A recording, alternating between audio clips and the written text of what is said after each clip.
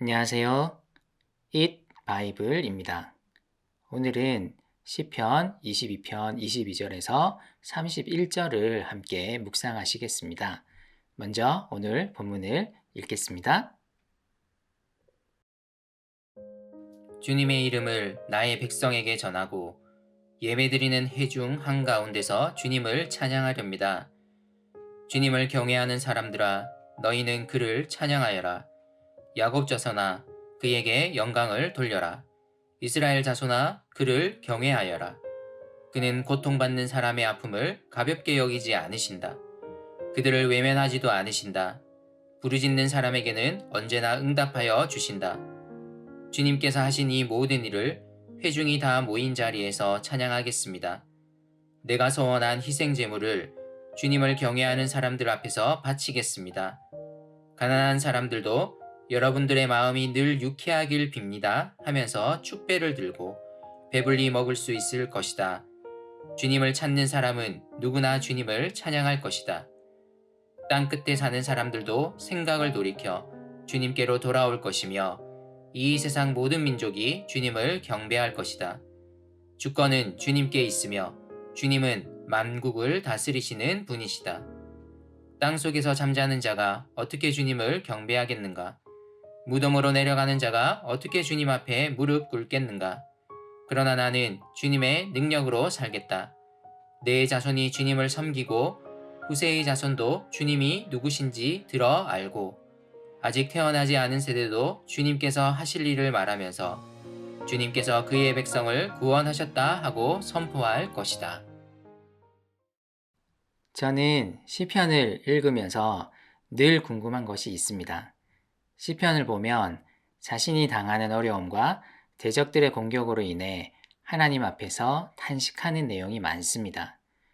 이런 시들은 대부분 하나님을 향한 탄식과 호소로 시작하다가 마지막에는 하나님을 향한 신뢰의 기도로 끝을 맺습니다. 저는 이 과정이 궁금합니다.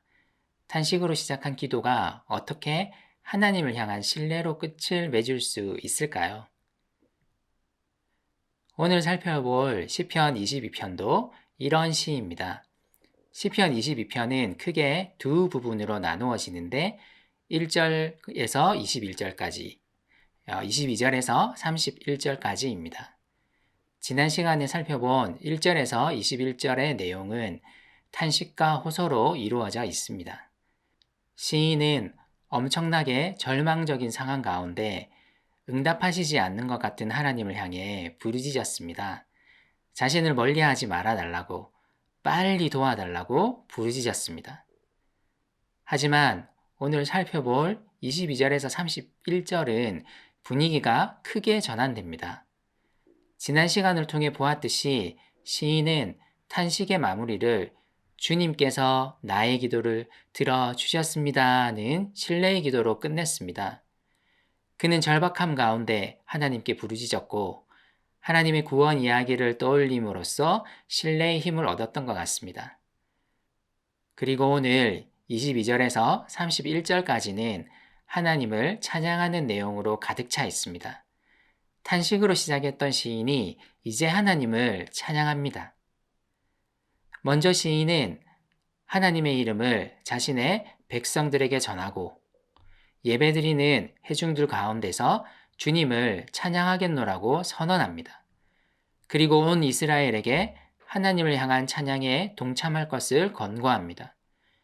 여기서 인상적인 부분은 그가 하나님께 탄식하는 가운데 시각이 넓어지고 있다는 것입니다.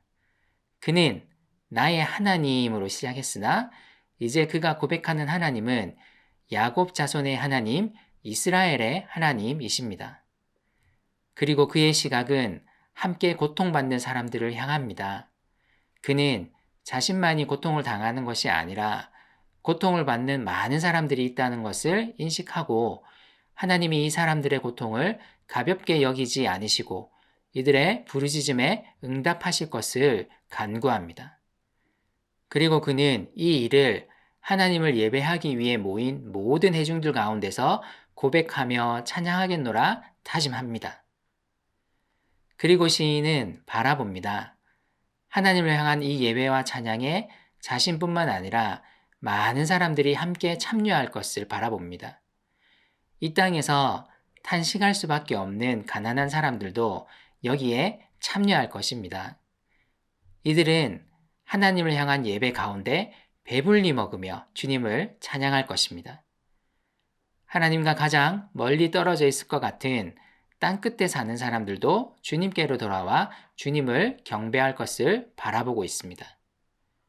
이 세상 모든 민족이 세상을 다스리는 주권이 하나님께 있으며 하나님이 만국을 다스리시는 분임을 인정하며 찬양하는 그날을 바라봅니다. 29절은 번역에 따라 약간 혼란이 있을 수 있는데요. 새 번역은 죽은 자들은 하나님을 찬양할 수 없지만 그래도 자신은 하나님을 찬양하겠다는 뉘앙스로 번역을 했습니다. 하지만 개역 개정은 이 29절을 이렇게 번역합니다. 세상의 모든 풍성한 자가 먹고 경배할 것이요 진토 속으로 내려가는 자 곧 자기 영혼을 살리지 못할 자도 다 그 앞에 절하리로다. 이 번역은 세상의 건강하고 풍성한 자들도 하나님을 찬양하고 죽음을 앞두고 있는 자들도 하나님을 찬양할 것이라는 뉘앙스를 가지고 있습니다. 저는 시편 22편의 마지막 부분의 초점이 하나님을 향한 우주적인 찬양을 담고 있는 것을 볼 때 개역 개정의 번역이 더 합당해 보입니다. 어쨌든 26절에서 31절까지의 주요 초점은 시인이 모든 민족이 주님을 경배하고 찬양할 그날을 바라보는 것입니다. 여기에는 그의 자손들, 곧 아직 태어나지 않은 세대들까지 포함됩니다. 시인은 나의 삶에 대한 탄식으로 시작했지만 이제 자신에게서 벗어나 다른 것을 바라봅니다. 자신의 삶의 고통이 아닌 마침내 하나님께서 이루실 그날을 바라보고 있는 것입니다. 이 그날, 곧 종말에 대한 소망이 그의 탄식을 하나님을 향한 찬양으로 바꾸어 놓고 있습니다. 오늘 말씀이 어떻게 다가옵니까? 지금 내가 당하는 고통에만 너무 마음을 기울이다 보면 성경이 우리에게 주는 종말에 대한 약속을 잊어버리기 쉽습니다. 지금 우리의 삶이 끝이 아닙니다. 하나님의 백성들에게는 하나님의 영광스러운 약속의 성취가 기다리고 있습니다. 우리는 삶에 대한 탄식 속에서도 이 약속의 성취를 바라보아야 합니다. 마침내 주어질 영광을 바라보아야 합니다. 바울의 권고를 기억합시다. 생각하건대 현재의 고난은 장차 우리에게 나타날 영광과 비교할 수 없도다.